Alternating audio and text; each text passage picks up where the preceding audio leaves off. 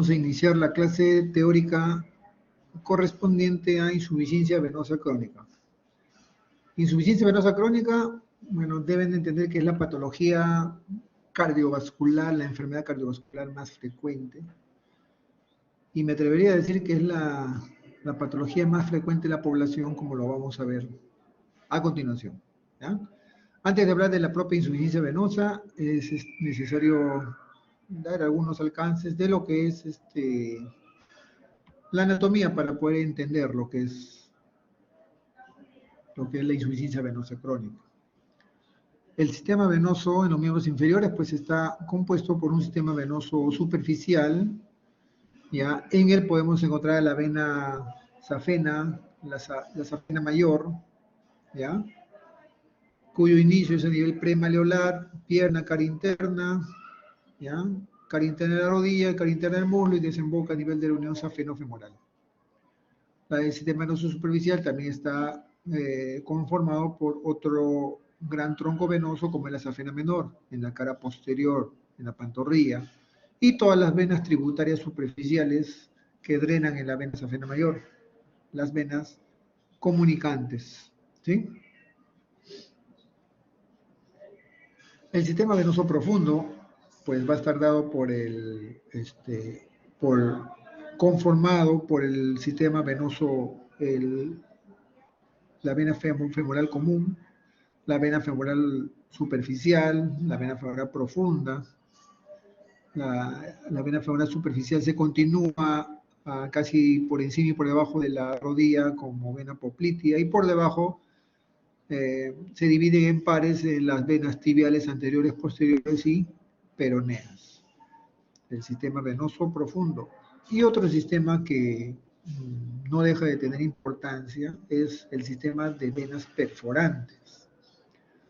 Este sistema de venas perforantes tiene tal importancia, primero su distribución anatómica, ¿ya? Va a estar dividida por unas fascias, ¿ya? El sistema venoso de perforantes perfora las fascias, ¿sí? Y va a comunicar el sistema venoso superficial con el profundo. El flujo va a ser del sistema venoso superficial hacia el sistema venoso profundo, no inverso. Cuando sucede lo inverso, las venas perforantes se comienzan a dilatar, ahí es donde van a comenzar a presentar insuficiencia venosa y las famosas venas varicosas. Estas venas perforantes anatómicamente están reconocidas con nombres de quienes lo estudiaron hace mucho tiempo. En la pierna, las perforantes de Coquet, las de Boy, casi a nivel de la flexura, las de Dot, a nivel de perforante, por debajo del perforante de Hunter, y las venas perforantes hunterianas, ¿sí? Entonces, vamos a tener factores que van a favorecer el retorno venoso, ¿ya? Es lo que debemos de entender, es lo fisiológico, lo normal. ¿Qué es lo que me va a ayudar a que mi sistema venoso en mi cuerpo funcione correctamente? 4 son los factores, ¿ya? El primero, aquel factor de contracción cardíaca, miocárdica. La fuerza con la que sale la sangre del corazón hacia las arterias va a llegar a los capilares con determinada fuerza. Pasa a los capilares a través de las vénulas, los capilares venosos, las vénulas, y al sistema venoso, es llamado bisaterbo. Entonces, este es el primer factor que va a contribuir a que mi sistema venoso funcione en forma correcta. Entonces, dado por la contractibilidad miocárdica. Primer factor. El segundo va a ser la contracción muscular, esta famosa bomba muscular que se conoce, ¿sí? Esta tiene tal importancia, inclusive algunos lo atribuyen, es de las 4 que les voy a mencionar, quizás sea el más importante, ¿ya? En las patologías venosas de los miembros inferiores. Cuando me refiero de bomba muscular, me refiero al paquete muscular comprometido entre las venas soleares, los músculos soleares, los músculos gemelares o gastronémicos, cuya contractibilidad va a provocar un efecto de bomba, ¿ya? Va a llevar la sangre hacia arriba, hacia el corazón, ¿ya? Rompiendo la gravedad, va en contra de la gravedad. Entonces la contracción de ello va también a favorecer un retorno venoso óptimo, adecuado. Esta contracción de bomba muscular va a tener tal importancia que en la fisiopatología de las trombosis venosas profundas, vamos a ver que en pacientes postrados, que no tienen trabajo muscular, ¿ya? Que tienen un tono muscular disminuido, pues es donde se va a formar coágulos, la famosa trombosis venosa profunda, porque no hay una buena contractibilidad. Una buena contractibilidad se dice que va a ser hasta el 40-60% del volumen contenido en la pierna, con una sola contracción. ¿Sí? El factor bomba muscular. El sistema de válvulas, por supuesto, las venas anatómicamente tienen unas válvulas cuyo sentido de cierre, las válvulas están dirigidas hacia arriba y cuando el flujo es unidireccional, ¿ya? Tratando de superar la gravedad, pero cuando quiere regresar, entonces estas válvulas se cierran e impiden lo que es que las venas, que la sangre en las venas regrese. La alteración de estas válvulas va a comenzar a ejercer una hipertensión dinámica en las venas. ¿Ya? Entonces va a comenzar a dilatar las paredes de la vena. Entonces el correcto, el adecuado función, la correcta función de las válvulas también favorecen un retorno venoso, un buen retorno venoso. Y el cuarto es ese efecto aspirativo. Cuando uno inspira, les he comentado en la práctica a ustedes que en el tórax la presión es negativa cuando hemos hecho la práctica de toracocentesis y drenaje torácico. Y les he comentado que la presión es negativa en el tórax. ¿Ya? Esto quiere decir que cuando uno inspira, esta presión negativa amplexa todo el tórax y jala la sangre hacia la aurícula derecha. ¿Ya? Favorece el retorno venoso, o sea, favorece el llenado de la aurícula derecha con una inspiración profunda. ¿Sí? Esa aspiración, con la misma respiración, pues también favorece un retorno venoso. Entonces tenemos que estos cuatro factores pues van a ayudar a que funcione correctamente, que la sangre circule adecuadamente en las venas, ¿no? Entonces ya teniendo conocimiento de la anatomía de estos factores, pues podemos definir a la insuficiencia venosa como una alteración en el retorno venoso. Puede verse afectado tanto el sistema venoso superficial, el profundo, ambos, o el sistema venoso de perforantes. Entonces, cada uno de los factores, le decía, ¿no? Si hay una alteración de la bomba, pues va a provocar una insuficiencia venosa crónica. La obstrucción venosa, la trombosis también, incompetencias valvulares y la falla cardíaca derecha, por supuesto, ¿no? Si hay una falla cardíaca derecha, no va a haber un adecuado llenado auricular. Entonces, les mencionaba hace poco el término de hipertensión venosa dinámica, ¿no? ¿A qué es? Lo normal, pues, como les digo, unas venas de un diámetro adecuado, válvulas competentes, el flujo se va a dar en forma unidireccional.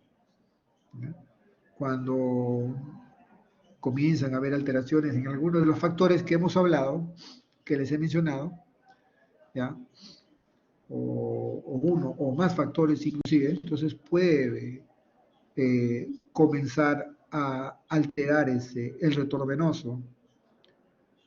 Basta con que se afecte una valvulita que comience a hacerse incompetente, el retorno, la sangre va a regresar hacia el segmento distal que dejó la sangre al pasar y va a comenzar a dilatar las venas.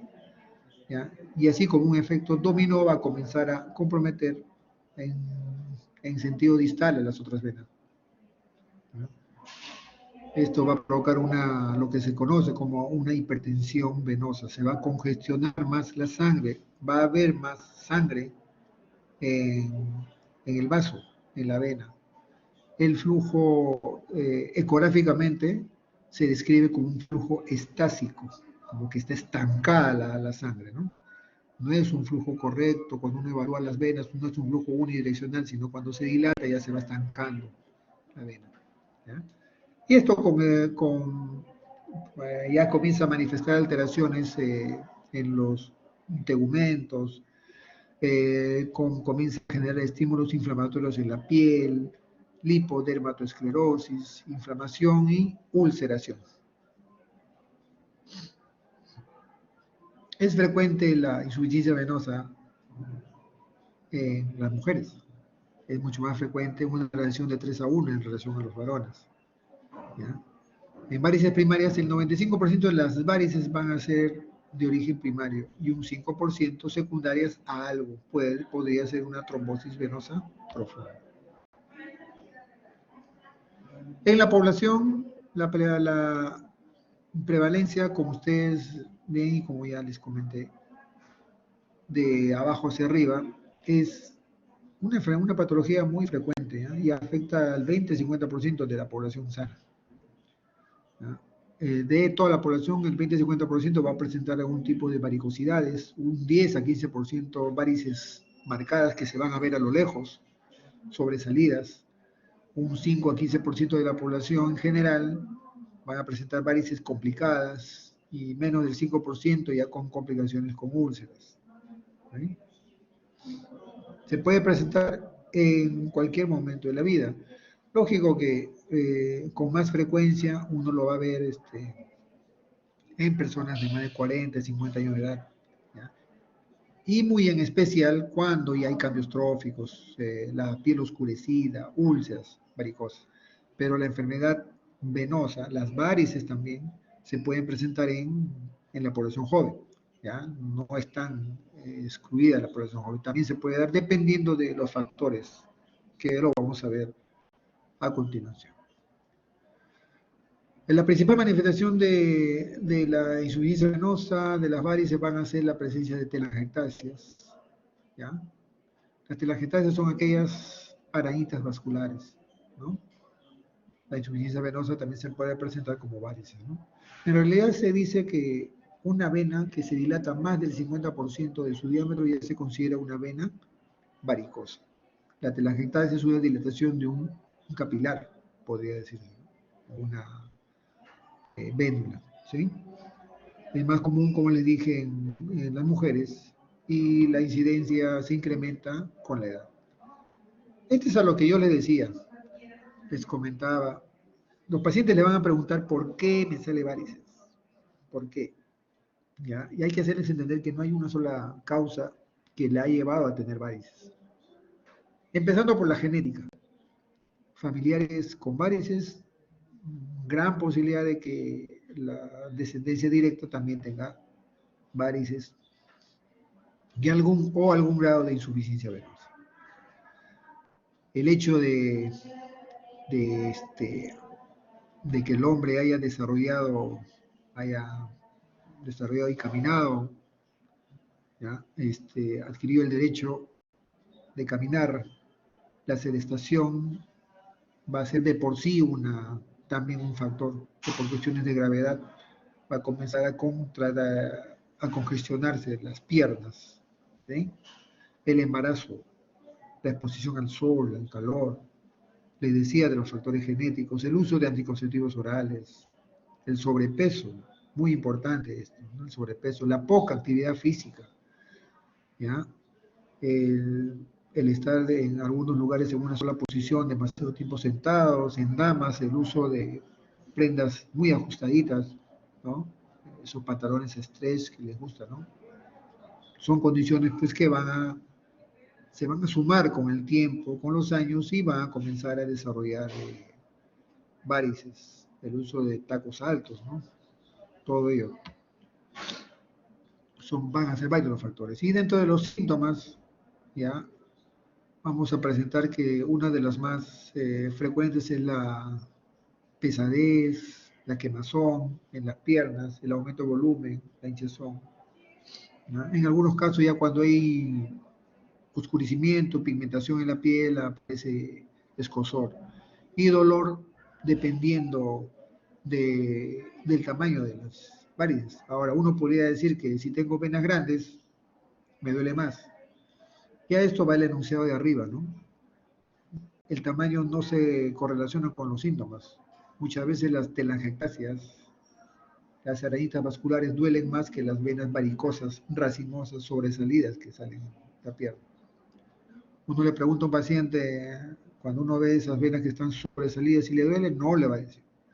Pero en otro paciente que solamente tiene las arañitas vasculares, sí les va a causar molestias. ¿Sí? Tipos de varices según su tamaño, ya hemos repetido, telangiectasias. Las venas reticulares son aquellas venas verdecitas, ¿ya?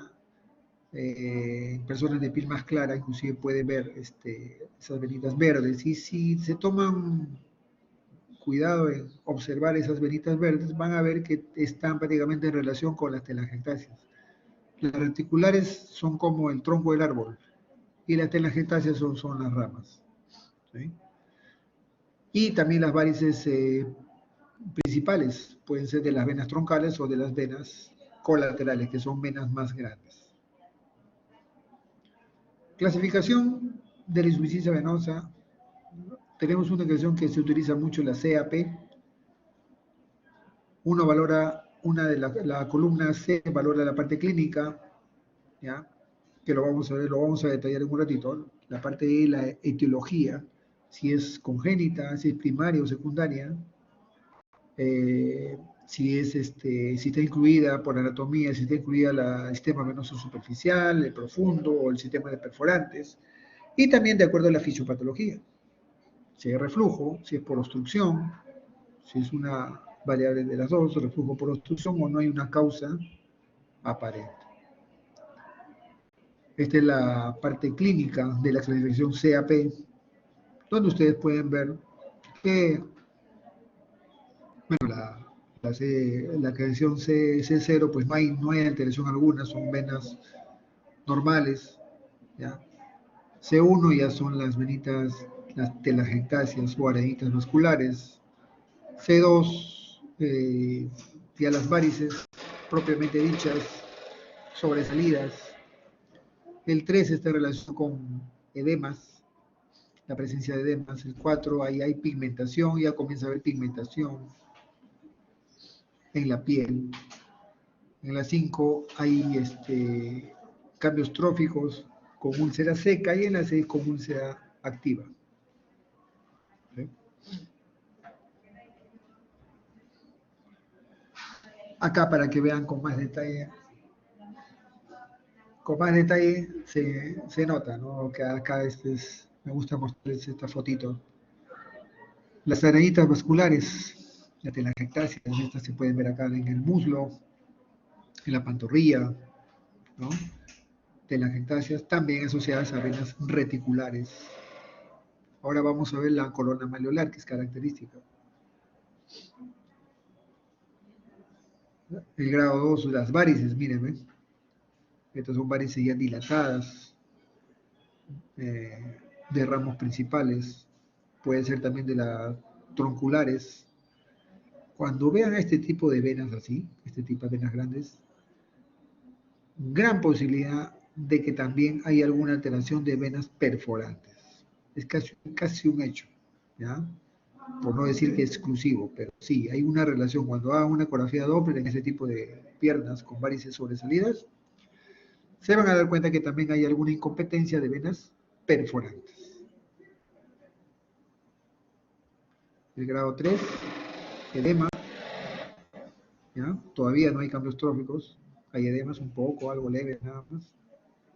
El grado 4, hay una preulceración, ¿ya? Hay pigmentación, eczema y la famosa lipodermatoesclerosis, ¿ya? El grado 4. El grado 5 ya los famosos cambios tróficos, con una úlcera varicosa seca. Y el grado 6, úlceras activas, siempre con cambios tróficos. Complicaciones, ¿ya? Las varices pues se pueden romper, pueden, por determinadas razones, cuando están muy sobresalidas, cualquier contusión, raspón, picadura, se rasca uno y sangra. Hasta inclusive puede haber sangrados espontáneos durante el sueño, en la noche. No es raro que aquellos pacientes que tienen este tipo de venas a veces muy eh, ramificadas, como esas anenitas vasculares, como hemos visto, grandes, a veces durante el sueño se rascan y total ven que la sábana está mojada, ¿no? El sangrado. El sangrado puede ser externo, dependiendo del diámetro de la vena que sea comprometido, puede haber una hemorragia considerable, puede haber una hemorragia subcutánea caracterizada por hematoma y dolor, o subaponeurótico, una posición brusca de dolor, especialmente a nivel de las pantorrillas. Caca. Acá podemos ver la dilatación de la vena safena mayor. Y como pueden ver en el grafiquito, puede estar también asociado a dilatación o una insuficiencia de venas perforantes. Esto es lo que le quería mencionar. Ver acá a nivel del tobillo, esta es la famosa corona malleolar. ¿Sí? Este es importante para más o menos predecir o tener una idea de cómo va a ser la respuesta al tratamiento que se le va a dar. Porque muchas veces ya cuando aparecen este tipo de lesiones, a veces ya la enfermedad está muy avanzada y quizás los medicamentos no le ayuden mucho. ¿Ya? Esta columna malleolar por lo general indica una enfermedad varicosa muy avanzada. Las venas superficiales, como le dije, el sistema superficial también se pueden comprometer individualmente, como la vena circunfleja, aquella vena que se puede notar lateral, no por dentro del muslo, sino por medial al muslo y lateral. ¿No? Como pueden ver acá, la lateral hacia la cara, hacia la pierna, ¿no? Lateral hacia la pierna, anterior en el muslo y lateral hacia la pierna. La vena pudenda, aquella vena interna pura, en la cara interna del muslo, una dilatación de esta vena. La safena menor también se ve afectada, puede hacerse varicosa, puede dilatarse a tal punto que crecer tanto en diámetro que llegue inclusive en algunos casos a tener el mismo diámetro de la vena poplitea.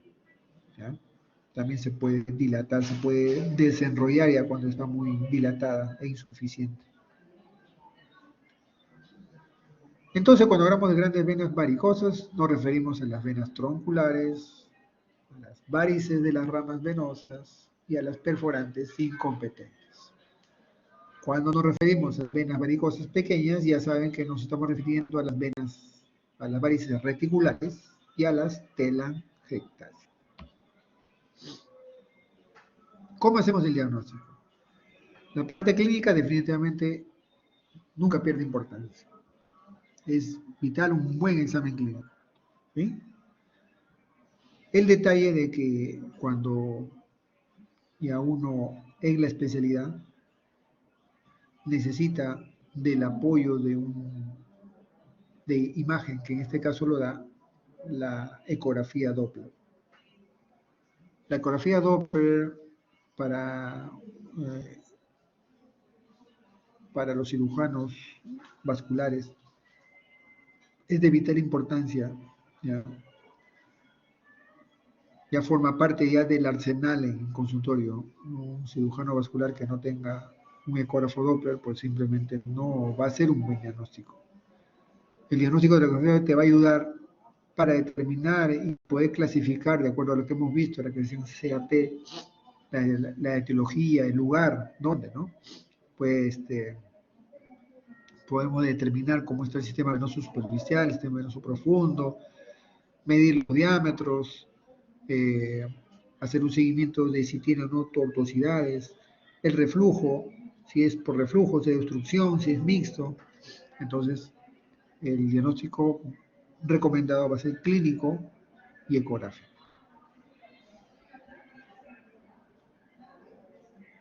Y no solo ello, también la ecografía nos va a ayudar, y a una vez determinado el diagnóstico, nos va a ayudar para planificar lo que pudiese ser una cirugía.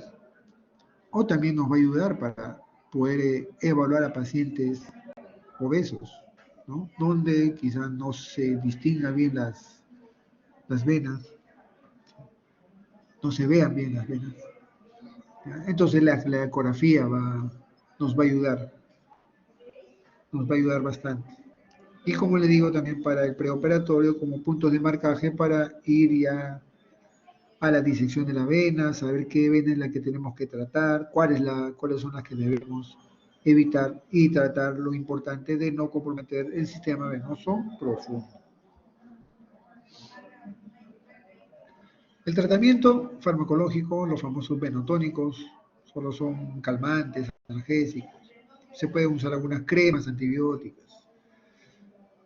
El tratamiento, una parte de lo que es el tratamiento farmacológico, una segunda parte que es de mucha importancia va a ser las recomendaciones generales de todos aquellos factores que hemos visto en ese cuadrito que les he mostrado, pues hay que tratar de buscar si alguno de ellos influye o ha influido en el desarrollo de las varices. Entonces, si es que el paciente está con sobrepeso, con obesidad, pues, ¿no? Un peso adecuado, evitar la exposición al sol, al calor, evitar las prendas, usar prendas ajustadas, no estar mucho tiempo de pie, no usar tacos altos, ¿no? Todas esas cosas tienen que recomendar al paciente como parte también del tratamiento. Y por supuesto, la elastocompresión, ya cuando hemos diagnosticado, hemos hecho nuestro diagnóstico y el paciente tiene una insuficiencia venosa, podemos recomendar el uso de medias elásticas. Las medias no todas son de un solo tipo de presión. Hay medias de diferentes grados de presión, de diferentes tallas. Entonces tenemos la de talla la más suave, puede decirse, o la más ligera, usadas en embarazo como profilaxis, ¿no? Las tallas de presión mediana, para ya cuando ya vemos, ya se notan ya las venas varicosas o cuando hay algún grado de eh, edema o cuando el paciente ha sido sometido a cirugía. Inmediatamente el uso de las medias le va a ayudar a una mejor recuperación.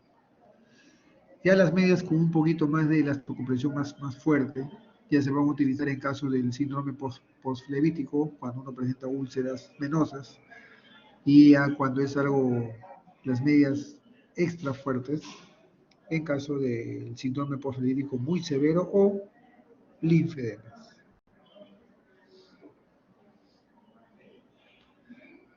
La cirugía, las varices, las telangiectasias, se puede tratar en forma ambulatoria haciendo escleroterapia o láser transdérmico.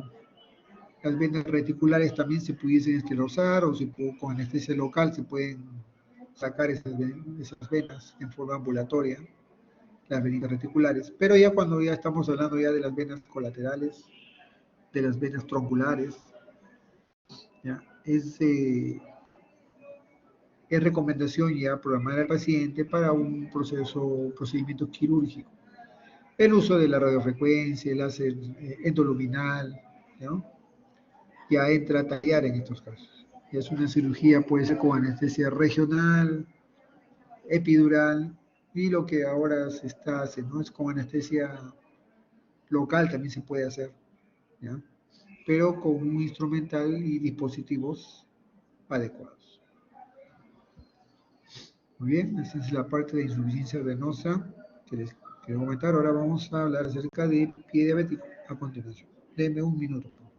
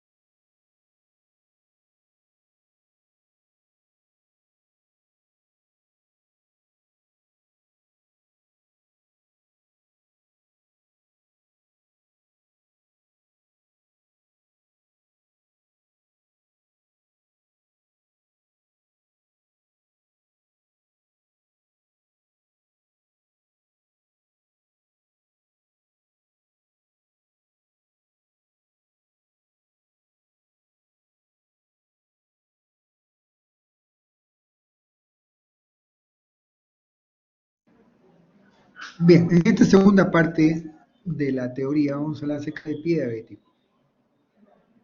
El pie diabético totalmente diferente a lo que es una insuficiencia venosa. Acá pues, primero que no solo se va a afectar la parte arterial del paciente diabético, sino también la parte neurológica. ¿Ya? La diabetes, ustedes saben que es una enfermedad sistémica, silenciosa, ¿ya? Y el pie diabético no es más que una complicación por un mal control de las glicemias, ¿ya? Una no muy buena educación que puede haber tenido el paciente.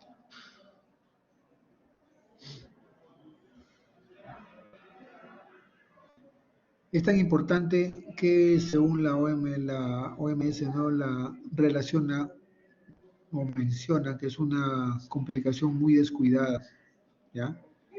Y su pues en realidad el fin o las conclusiones de los pacientes con pie diabético pues no es lo que uno espera, ¿no? Para el paciente es, eh, es una conclusión muy devastadora porque puede terminar en una amputación, ¿ya?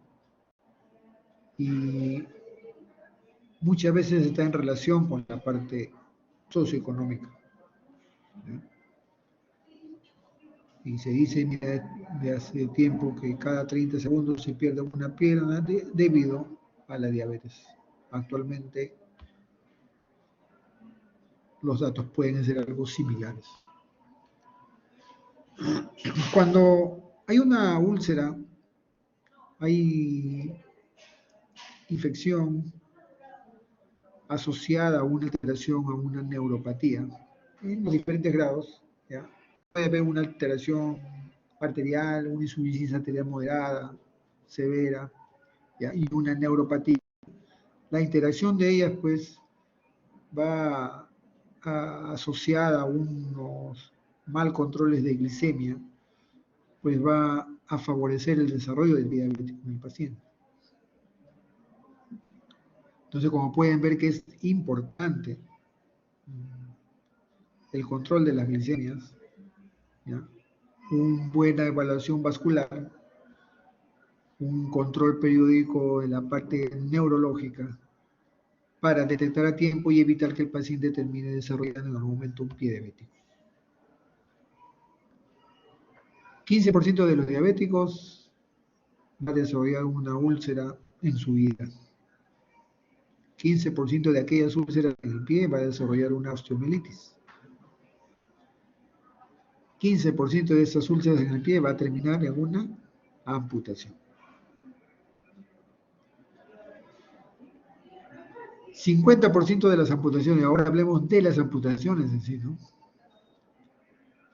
Casi 50% de estas pueden ser suprageniculares o infrageniculares, por encima de la rodilla o por debajo de la rodilla. 50% de los apuntados va a terminar en una segunda amputación en aproximadamente un promedio de 5 años y el 50% de los pacientes pues muere en un promedio de 5 años. Entonces, como podemos ver, ¿no? Tiene una prevalencia en la población de 2 a 3%.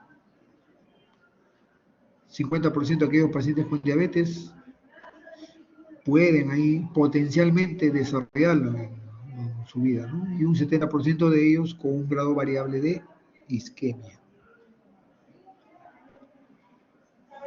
La etiología, pues, he sabido que un mal control, ¿no?, del azúcar ahí está, ¿no? Es el primer factor de que comience a desarrollarse pie diabético. Y como les digo, ¿no?, debemos de evaluar correctamente la parte vascular, la parte nerviosa, porque cualquier alteración de una de ellas, o de las dos, si se van sumando, más por ahí una alteración inmune, pues el paciente va a terminar desarrollando pie diabético. Los factores de la diabetes creo que ya lo conocen, pero los factores para pie diabético es algo que deben de tomar en cuenta. Pacientes con edad mayor de 45 años tienen más riesgo, o aquellos que tienen diabetes mellitus con más de 10 años de enfermedad. Es más frecuente en varones. Les decía del nivel socioeconómico. ¿Ya? Pacientes con menos nivel socioeconómico tienen más chance eh, de desarrollar en algún momento diabético. Las glicemias, vuelvo a recalcarles, las glicemias. Un diabético con unas glicemias controladas, estrictas, no tendría por qué terminar desarrollando un diabetes. Aquellos pacientes que tienen retinopatía o nefropatía diabética también tienen altas posibilidades de desarrollar diabético. Aquellos pacientes con algún grado de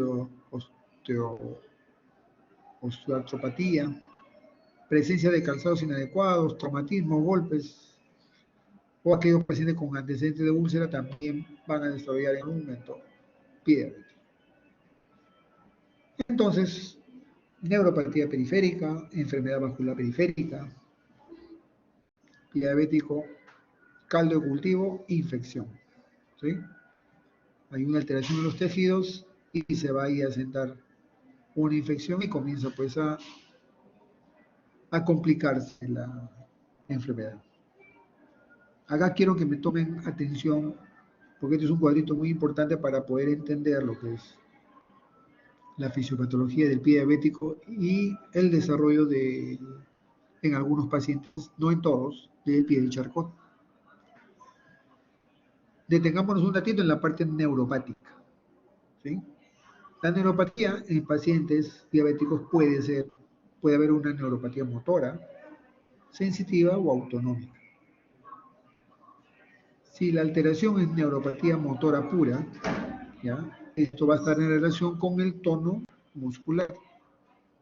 Entonces comienza a alterarse el tono muscular. ¿Sí? Ustedes saben a lo que me refiero cuando hablo de tono muscular, ¿no es cierto? Okay.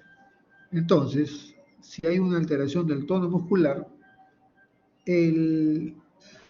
esa arquitectura, ¿ya? Ese equilibrio eh, osteomuscular comienza a perderse. ¿Ya? Cuando una persona normal con un tono muscular normal, pues ustedes saben que hay músculos extensores, músculos flexores, ¿no? Y mantiene pues el pie en una posición neutra, adecuada o de acuerdo al movimiento del pie. Pero si hay una alteración del tono muscular, uno de los lados, o sea, al perderse ese equilibrio, esa arquitectura, pues comienza a alterarse. ¿Ya? Recuerden que los músculos a través de los tendones tienen inserción ósea, entonces comienza a alterarse y comienzan a haber deformidades, factor ortopédico. Esto desarrolla sitios de presión, presencia de callos, y ya comienza a haber un factor. ¿Sí? La neuropatía sensitiva, hay una pérdida de la sensibilidad. El dolor es un mecanismo de defensa, siempre lo escuché, es un mecanismo de defensa. Si te debe algo, te hincas, sacas, observas. Si te hincas el pie con algo, sacas el pie. Pero cuando hay una alteración sensitiva y hay una pérdida de esa sensibilidad, a veces el calzado mismo te puede apretar, pero como no está alterada tu sensibilidad, no lo notas. Y con el tiempo va injuriando esa zona, va presionando y también va provocando alteraciones en la piel. Y una neuropatía autosómica asociada a la piel seca, fisura, alteración también del tono. Entonces esto te va a llevar al desarrollo de la neuropatía motora al pie de Charcot. Y si a esto le sumas un traumatismo, infección asociada a pie diabético. Ahora vayamos al otro lado, en la parte vascular. ¿Ya? Cuando hay una alteración del vascular, hablemos de la microcirculación. Recuerdo que hace años se mencionaba que la diabetes solo alteraba la microcirculación, pero después las publicaciones, los estudios se dieron cuenta que no solo altera la microcirculación, sino también la macrocirculación, aquellos vasos de mediano calibre. ¿Ya? Estamos hablando de tibiales, de peroneas, entonces no solamente es de capilares, afecta a ambas, una u otra. Entonces, si se ve afectada la microcirculación, está alterada, hay un flujo sanguíneo de Shanks. Entonces, si no llega adecuadamente, si la está como obstruido, como tapado los capilares, comienza a haber edema, ¿sí? Y si está alterada la macrocirculación, imagínense que está alterada pues las tibiales, la peronea, entonces no va a llegar la sangre hacia el pie, ¿ya? Va a haber aterosclerosis y va a terminar haciendo isquemia. En uno no llega la sangre y en otro se congestiona, edema, ¿sí? Esto al final, en ambos, va a provocar una reducción de nutrientes, una reducción del flujo sanguíneo capilar, caldo de cultivo en el tejido e infección. Y si le asocias algún traumatismo, pie diabético. Y ya saben en qué puede terminar. Esto es lo que le mencionaba la arquitectura normal del pie, ¿no? El toro muscular hace que acá los músculos, a través de sus ligamentos, uno tiene una inserción, tiene una arquitectura normal, un arco normal, ¿ya? Pero si está alterada hay una alteración motora, pues esto comienza a perderse el tono muscular y a hacerse laxas otras zonas y a perder la arquitectura, se deforma el pie por cuestión, ¿no?, de presión, del peso, ¿no? Se pierde la arquitectura y hay desarrollo de zonas de presión, de callos. Y esto puede conllevar a fracturas patológicas. Muy bien, entonces, características del pie diabético neuropático con pie diabético isquémico. Neuropático, ya saben, la parte neurológica, isquémico, está alterada la circulación. Entonces, el dolor en el neuropático puede estar insensible, de repente no hay dolor, ¿ya? En el isquémico va a haber la famosa claudicación, puede ser intermitente o al reposo, ¿no? Claudicación significa cuando uno camina 50 metros, 100 metros y ya no da más. En cuanto a lo que es al color, pues en el neuropático puede estar normal, pero si la circulación está alterada en el isquémico, va a estar la piel pálida o azulada. La sensibilidad sí tiene relación con el pie diabético neuropático. La sensibilidad puede ser nula o reducida, pero normal en el isquémico. Los pulsos, definitivamente, ¿dónde va a estar alterado? En el isquémico, ¿no es cierto? Va a estar presente en el neuropático.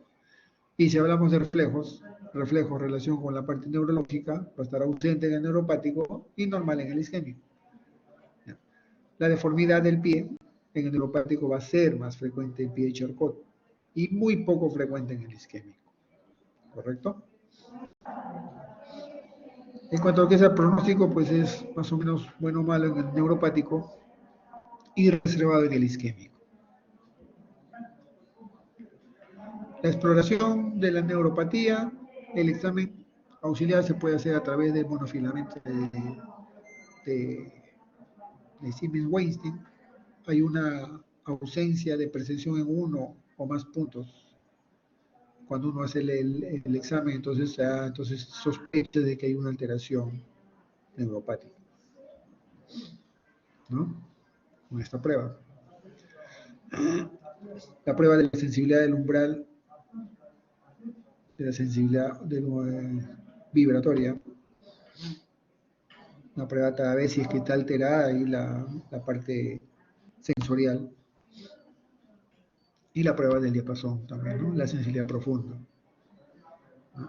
Con eso valora la sensibilidad profunda. Creo que esto más se evalúa en neurología, me imagino que deben haber tenido oportunidad de utilizar el diapasón, ¿no? La exploración vascular, la parte clínica, la palpación, pies fríos, pies calientes, pálida, no pálida, morada, pulsos presentes, ausentes, eso lo tienen que describir ustedes. Y el índice tobillo-brazo, ¿ya? Un ITB menor de 90 concordante con un problema vascular. Los exámenes complementarios, la ecografía Doppler arterial es lo más práctico y sinceramente de mejor ayuda, el Doppler arterial. La arteriografía, el angioten, más que todo lo realizamos para valorar algún manejo posterior, sea angioplastía, sea un bypass, ¿no? Más que todo para valorar. Esto ya lo hablamos hace poquito. Y acá les muestro algunas imágenes de lo que es el pie diabético, que puede terminar como en la imagen 3. Tanto el 1 como el 2 pueden terminar como el 3. No necesariamente porque ustedes ven la imagen, la del medio, el pie del medio, con necrosis húmeda, comprometiendo casi todo el pie, es la que se va a ganar la amputación. A veces estos casos, como el de la izquierda, el primero, también pueden terminar así. ¿Por qué? Porque la infección está en planos profundos, comprometiendo las fascias, ¿no? Que al final, y tienen una mala circulación arterial, terminan en una amputación infracondílea. Entonces, lo que tenemos que hacer para la prevención del pie diabético, tenemos que identificar el pie en riesgo, inspección y exploración periódica. La educación es importante al paciente, a la familia, ¿sí? El uso del calzado óptimo, adecuado, y hay que tratar los factores de riesgo de ulceración. Cuando no hay ninguna alteración neurológica ni vascular, el riesgo es muy bajo. Cuando hay alguna de ellas, tanto hay una alteración en la parte neurológica o vascular, el riesgo es bajo. Entonces se recomienda una evaluación una vez cada 6 a 12 meses. Si existen las dos, y las dos están alteradas, tanto la parte arterial como neurológica, o asociada una de ellas a deformidad del pie, el riesgo ya es moderado de hacer una úlcera, entonces se necesita una evaluación de una vez cada 3 a 6 meses. Y el riesgo se hace muy alto, ¿ya? Cuando la alteración es de alguna de ellas, tanto neurológica como vascular, con alguna historia de úlcera en el pie, o historia de amputación, o enfermedad renal en fase terminal, entonces aquí el control tiene que ser más periódico, de 1 a 3 meses. La clasificación de las úlceras, la que van a ver con más frecuencia va a ser la clasificación de Wagner. ¿Ya? Hay otras de Peri, de tos, pero la más práctica es la de Wagner, es la que van a ver con más frecuencia en las clínicas, en los hospitales. La isquemia se valora a través de la clasificación de Fontaine, de Rutherford, y la infección a través de IWG, ITSA o Wi-Fi. Esta Wi-Fi, la que haremos a continuación, no es necesario que se la aprendan solamente para que sepan qué hay, pero es una clasificación que los residentes de cardiovascular sí necesitan saber, ¿no? Solamente para que ustedes tengan una idea, esta canción Wi-Fi valora más que todo la presencia o no de infección, ¿sí? Asociada a una úlcera y al ITB. Esto es lo que es necesario que sepan. La corrección de Wagner. El grado 0, ¿no? Pie alto y normal, discreta palidez, no hay herida, no hay úlcera. Cuando ya empieza el grado 1 y hay una úlcera superficial, el grado 2 una úlcera profunda ya con compromiso de tendones. El grado 3 úlcera con compromiso óseo. El grado 4 hay una gangrena localizada y el grado 5 pues es una gangrena en todo el pie. Les decía en cuanto a lo que es la parte vascular, ¿no? Contamos con la infección de Rutherford, de Fontaine. ¿Ya? Ambas son buenas. Nos familiarizamos bastante con la de Fontaine para poder pasar a la de Rutherford. Pero ambos valoran la claudicación. La claudicación a 200 metros. Si claudicas a más de 200 metros, 2A. Si claudicas a menos de 200 metros, lo clasificas como Fontaine 2B. Y acá en este 2B es tributario de hacer algún tipo de mejora en la circulación, sea angioplastía o sea un bypass femoropopliteo. El tratamiento, bueno, ya como estamos viendo, el tratamiento es multidisciplinario. ¿Ya? no solo depende del endocrinólogo, no solo depende del cirujano, sino también del podólogo, el ortopedista, la enfermera. Varios tienen que involucrarse en lo que es en el manejo del pie diabético. El tratamiento local puede ser por una depilación quirúrgica o cura quirúrgica diaria. ¿Ya? No se recomienda usar cremas en lesiones abiertas. En un tratamiento general, el uso de antibióticos, reposo absoluto. Se le puede hacer una mejora de la vascularización con una cirugía arterial. Hay que tratar la neuropatía, un tratamiento ortopédico y por supuesto, sin dejar de lado un control óptimo de las glicemias. Este es el debridamiento que ya les mencioné y el tratamiento antibiótico. Si la infección es leve, podemos empezar con amoxicilina, con ácido clavulánico. Alternativa es una quinolona. Si es leve moderada, con clindamicina. Si la infección del pie diabético es moderada grave, los carbapenemes se pueden utilizar como primera elección o alternativa amoxicilina clavulánico o cefalosporina de tercera generación. Si la infección del pie diabético es grave, utilizaremos los carbapenemes, ¿sí? O fluoroquinolonas como alternativa. Estos son los tratamientos de debridación. Aunque no lo crean, este tipo de cirugías se hacen con local nada más, con anestesia local. ¿Ya? Hay que hacer una desarticulación, una amputación. Cómo se maneja este tipo de isquemia, de necrosis para limpiar la zona. ¿Eh? Se curetea la zona pues, y se deja ahí su pequeño apósito. En realidad estas son situaciones a las que no debemos de llegar. La razón de mostrarle esto no es para que sepan cómo se hace una amputación, sino para evitar llegar a ello. Entonces, principios de la revascularización en infección de pie diabético. Primero que tenemos que hacer una buena evaluación de pie diabético. ¿Ya? Y hay que valorar si es que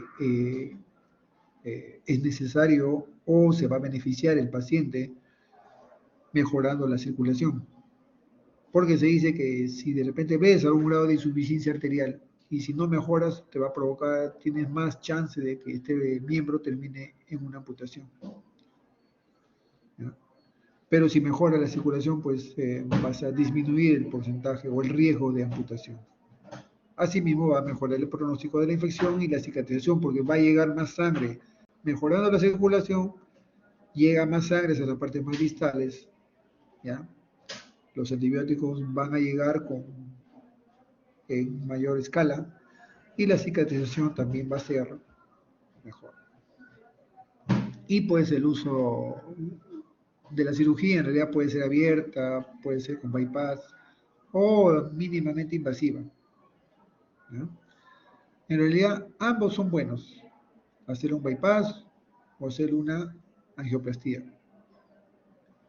¿Sí? No hay, las patencias son similares, inclusive son más caras haciéndoles una angioplastía, ¿no? Pero ya hay que valorar ahí el pie, cuánto se va a beneficiar con una angioplastia y cuánto se va a beneficiar con un bypass bien hecho. ¿Sí? Muy bien, esto es lo que les quería mencionar de pie diabético y de insuficiencia venosa crónica. Entonces, casi una hora, nos damos por finalizada entonces la teoría. Gracias por su atención, estudien y el sábado creo que hay seminario con ustedes, ¿sí? Muy bien, gracias.